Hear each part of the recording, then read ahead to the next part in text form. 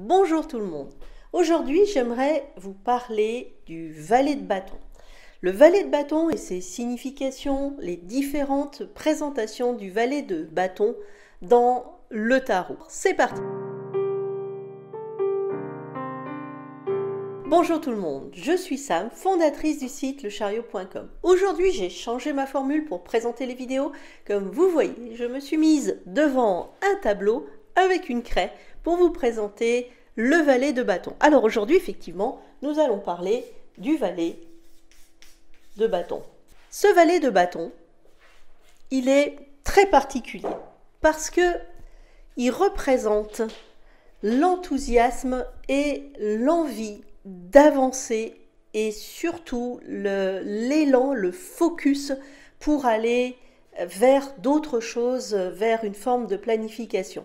Alors généralement quand on parle du valet de bâton, on a cette idée d'énergie, de focalisation et de momentum qui commence à germer parce que bien évidemment le valet de bâton se trouve ici et ensuite par rapport à cette idée d'action, nous avons ensuite le cavalier qui ici va réaliser ou non ce qui a été ici créé chez le valet. Donc, si vous voulez, pour que quelque chose arrive, il est important que les choses se passent bien à l'intérieur de ce valet et qu'il arrive à mûrir sa suite, bien évidemment, donc ici les bâtons, et qu'il arrive donc à transformer cela pour que le cavalier puisse passer dans cette idée d'action, parce que c'est ça qui est important, c'est l'idée de l'action. Voilà. Alors, ce que j'aimerais faire avant de commencer à vous expliquer vraiment comment fonctionne ce valet de bâton, eh bien, c'est vous présenter quelques valets à travers les cartes du tarot.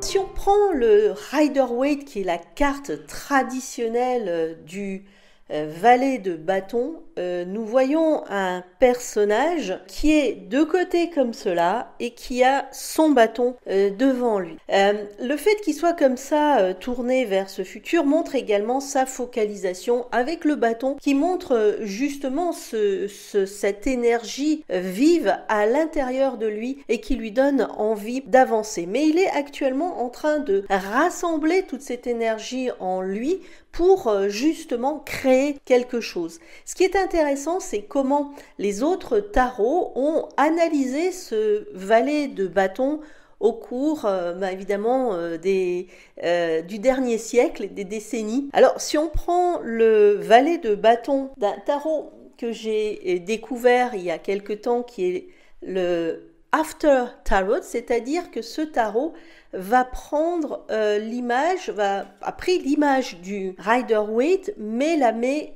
une seconde après. Alors ici, notre valet de bâton, comme vous pouvez ici l'observer, ce valet de bâton a pris son bâton et il commence à marcher. Ce que l'on voit sur cette carte, c'est que donc il a laissé une personne derrière lui, qui est apparemment une femme, on ne sait pas si c'est sa femme, mais en tous les cas, il est parti. Donc l'idée du valet de bâton qui nous est suggérée dans cette carte, c'est justement d'avancer. Cette idée est très importante parce que on retrouve toujours cela avec le chemin qui est très très souvent présenté. Par exemple, le Everyday Witch Tarot que j'aime vraiment beaucoup parce que pour moi c'est un tarot qui raconte une histoire. Ici, comme vous pouvez le voir, notre valet de bâton, il est sur le chemin, en train, dans cette position-là, donc en train de se demander qu'est-ce que je fais, où est-ce que je pars.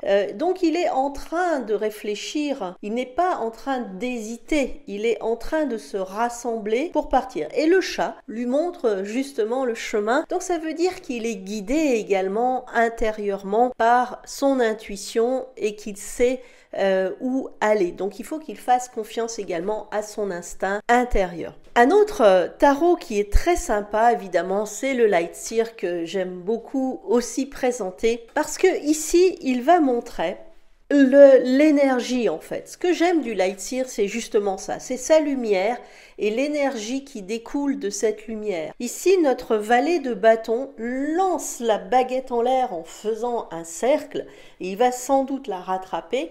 Donc il y a un mouvement de joie qui est très intense et en même temps, il est dans ce mouvement de sauter, ce qui va lui permettre justement d'être dans ce fameux momentum. Ce qui est intéressant ici dans tous ces tarots, c'est l'histoire du bâton.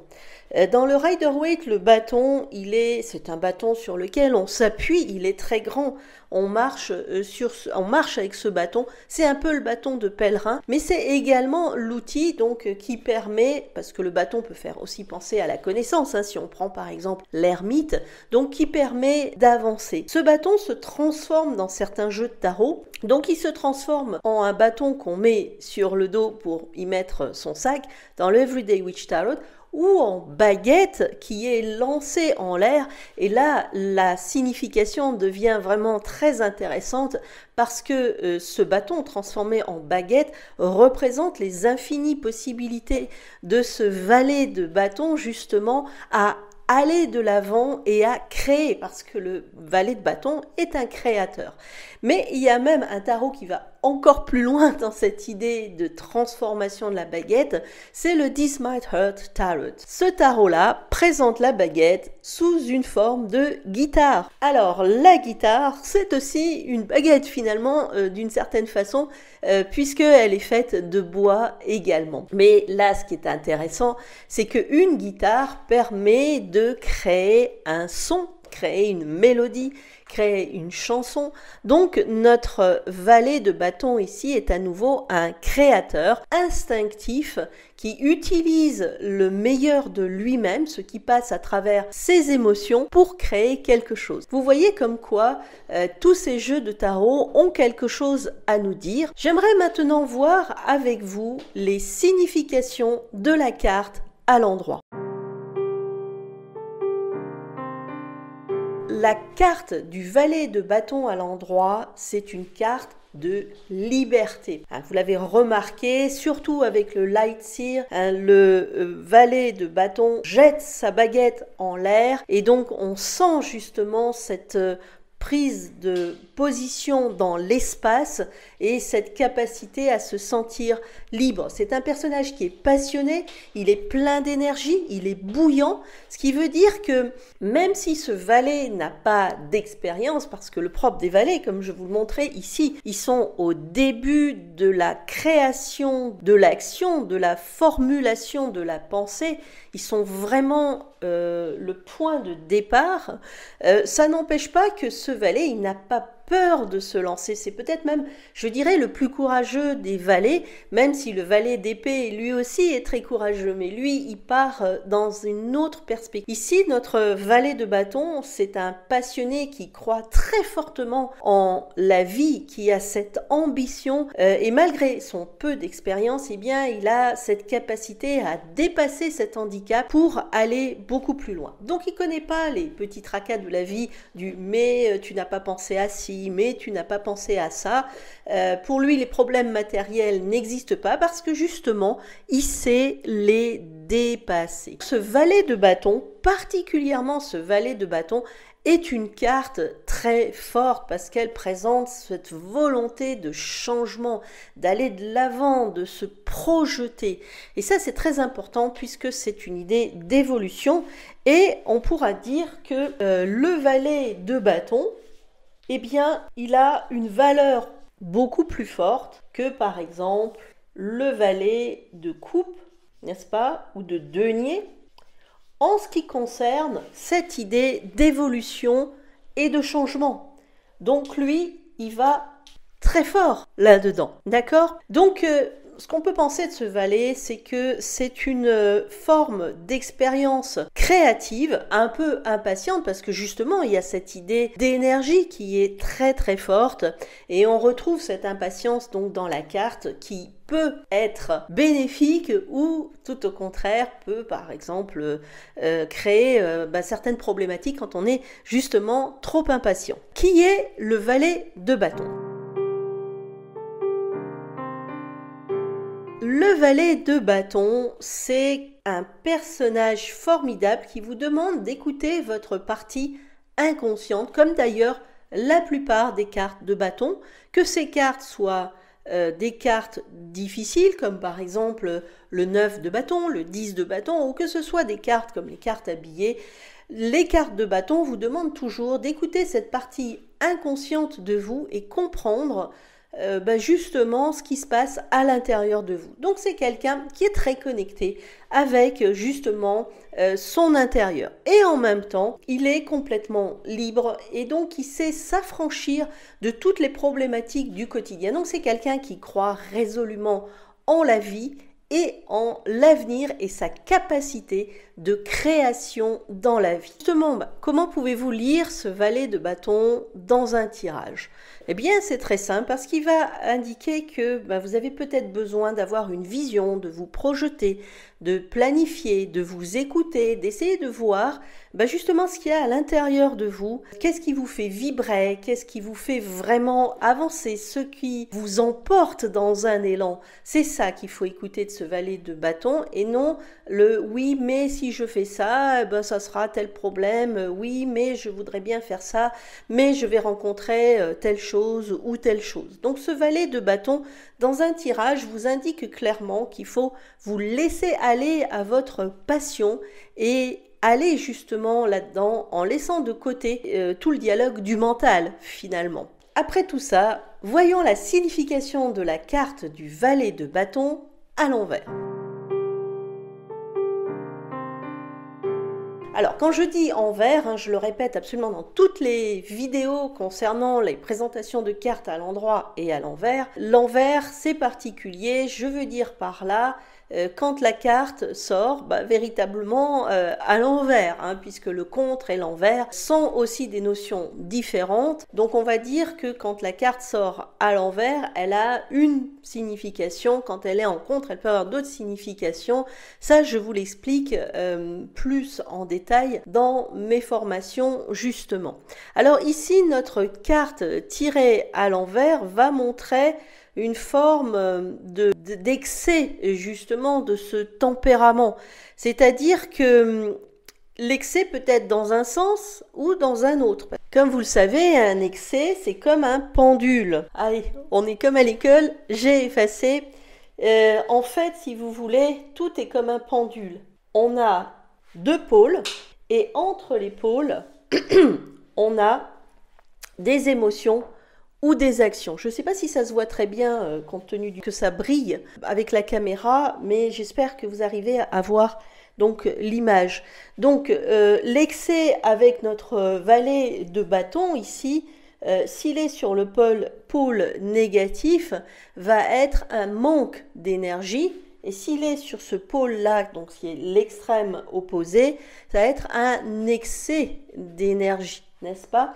Donc quand il est là, alors l'idéal étant évidemment de se trouver dans cette zone-là, qui est la zone de signification normale de la carte et qui est là où nous devrions tous nous situer également concernant nos émotions, nos ressentis et généralement la vie de manière globale. Alors, quand notre valet se trouve justement ici, de ce côté-là, il va manquer d'énergie, ce qui veut dire qu'il ne va pas arriver à planifier correctement les choses. Au contraire, il va être un petit peu dans les tracas, il va se laisser influencer par les problèmes matériels, il aura des difficultés pour se rassembler, pour comprendre les choses. Il n'arrivera pas à se réaliser d'une certaine façon et donc il aura du mal à se centrer, à s'écouter lui-même et à se focaliser sur ce qui est important. Mais si on est de l'autre côté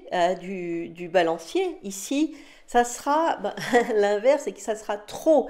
C'est-à-dire que cet enthousiasme qui sera tellement débordant fera qu'il sera complètement casse-cou et qu'il aura tellement envie d'aller de l'avant qu'il en oubliera finalement également ce côté mise en place des étapes, des choses, d'avoir vraiment cette idée de comment avancer. Donc il ira trop vite et en voulant faire trop, il y aura aussi trop d'impatience Et ça risque de bloquer les choses parce qu'il y a quelque chose de très intéressant par rapport à l'énergie. C'est que cette énergie, ici je vais me mettre cette énergie, quand on met de l'énergie sur quelque chose, alors je ne sais pas trop comment la dessiner, imaginons que voilà, ça c'est de l'énergie, et l'énergie c'est comme une flèche, voilà, qui se dirige vers quelque chose. Si l'énergie est tempérée, donc cela donne quelque chose comme ça. Et ça avance. S'il y a trop d'énergie, cette énergie crée un mur parce que il y a trop de choses s'accrochent sur un endroit et ça solidifie.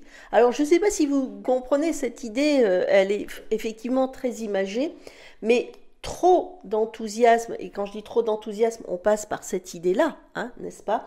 Trop d'enthousiasme crée donc quelque chose qui empêche d'avancer. Donc l'idéal, ben justement, c'est quand on se trouve dans cette tranche de notre balancier, on est dans une forme de cohérence et de tempérance qui permet de tout passer, alors que si on est là, on crée un mur, et si on est là, on crée un deuxième mur.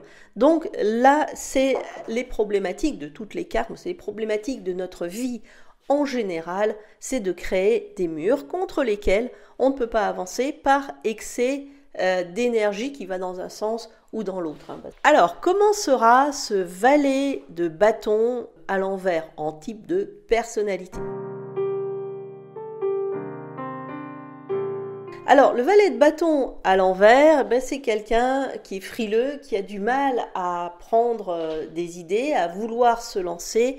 Il met beaucoup de temps à prendre des décisions, il a peur des responsabilités, il n'ose pas justement s'engager. Et il pourra même, si on l'oblige trop, à être agressif, parce que qu'est-ce que l'agressivité si ce n'est une forme de protection? Voilà, donc ce sera plutôt une personne négative qui verra le mauvais côté des choses pour ne pas se lancer dans une action ou dans une affaire ou dans quoi que ce soit. J'espère que cette présentation vous a plu. N'hésitez pas à vous abonner à ma chaîne pour recevoir les vidéos quand je les sors et de mettre des commentaires sur ce valet de bâton.